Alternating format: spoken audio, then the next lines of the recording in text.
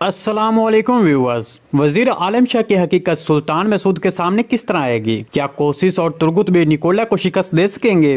क्या सेल्जाना तुन सीरीज को अलविदा कह देंगी? गिहातू इस वक्त कहाँ गया है? उस्मान बे और उसके लैब्स की मदद के लिए कौन आएगा? मालूनतुन और बालातुन के कारवा पर किसने हमला किया है? और इससे भी अहम सवाल कि ये लोग आखिर कहाँ जा रहे थे? तो इन तमाम सवालों के जवाब आज की वीडियो में शामिल हैं, तो इसके लिए वीडियो को आखिर तक लाजमी देखिएगा। मगर इससे पहले आपसे गुजारिश है हमारे चैनल को सब्सक्राइब कर दें। चलें सबसे पहले बात करते हैं कि वजीर आलिम शाह की हकीकत सुल्तान मसूद के सामने कैसे आएगी। देखें, जैसा कि आपने गुज़िश्ता किस्त में देखा कि इलियास चौस उस्मान बे को सुल्तान मसूद के पास लेकर जा रहे थे, लेकिन रास्ते में गिहातू ने उस्मान बे और उसके लैब्स को पकड़ लिया। तो फिर हमने 79 किस्त का ट्रेलर देखा जिसमें गिहातू ने तमाम सुलजूक फौजियों को खत्म करके उस्मान बे को अपने कब्जे में ले लिया था। हमारे तेजे के मुताबिक इलियास चौस जब ये देखेगा कि वो गिहातू का मुकाबला नहीं कर सकता तो तब वो वहाँ से भाग जाएगा, क्योंकि अब एक इलियास चौस ही है जो उस्मान बे की सुल्तान मसूद के सामने हिमायत कर सकता है, और वही है जो वजीर आलम शाह के मंसूबे के बारे में जान गया था, जो अब सुल्तान मसूद को उसकी असल हकीकत बता सकता है। अगर तो इलियास चौस गिहातू के हाथों शहीद हो जाता है तो फिर कोहनूर अलप उस्मान बे की हिमायत करेगा, क्योंकि गुज़िश्ता किस्त में कोहनूर अलप ने ही इलियास चौस को उस्मान बे की मदद के लिए भेजा था। दूसरी तरफ कोशिश और तुर्गुत में ने गुज़िश्ता किस्त के आखिरी मंजर में निकोला ने उन्हें घेर लिया था।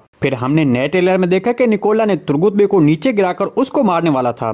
तो यहाँ पर हमारे तेजे के मुताबिक तुर्गुत बे खुद ही निकोला के इस वार से बचेगा, या फिर पीछे से तुर्गुत बे के खुफिया तदबीर के जरिए उसको कोई अलपसी पीछे से हमला करेगा, जिससे तुर्गुत बे और कोशिश वहां से निकल जाएंगे। देखें, यहाँ पर तुर्गुत बे नहीं फंस सकता, क्योंकि अगर तुर्गुत बे यहाँ पर फंस जाता है तो फिर उस्मान बे की मदद को कौन पहुंचेगा? मंजरनामे के लिहाज से तुर्गुत बे कोशिश को आजाद करवाने के बाद और कोशिश के हामी फौजियों को लेकर तुर्गुत बे उस्मान बे की मदद को पहुंचेगा, जो कि ये सब हम आने वाली किस्त या फिर आने वाली ट्रेलर में देखेंगे। मालूनतुन और बालातुन का कारवां कहाँ जा रहा था? हमारे तेजे के मुताबिक गुंदोज बे मालूनतुन, बालातुन, सेल्जानतुन और उस्मान बे के हामियों को कबीले से जलावतन होने की सजा देगा, क्योंकि ये लोग गुंदोज बे के खिलाफ खड़े होंगे, जिसकी वजह से तुर्क रिवायत के मुताबिक सरदार की नाफरमानी करने पर जलावतन किया जाएगा। इसके अलावा ट्रेलर में भी जो मंजर दिखाया गया उसमें भी घोड़ा गाड़ी के ऊपर सामान लदा हुआ है, जिसे देखकर कहा जा सकता है कि ये सब कबीला छोड़कर कहीं जा रहे हैं। तो आगे कारवां पर हमला करने वाली जोलिया, जो इस वक्त निकोला के लिए काम कर रही है, वो इस कारवां पर हमला करेगी।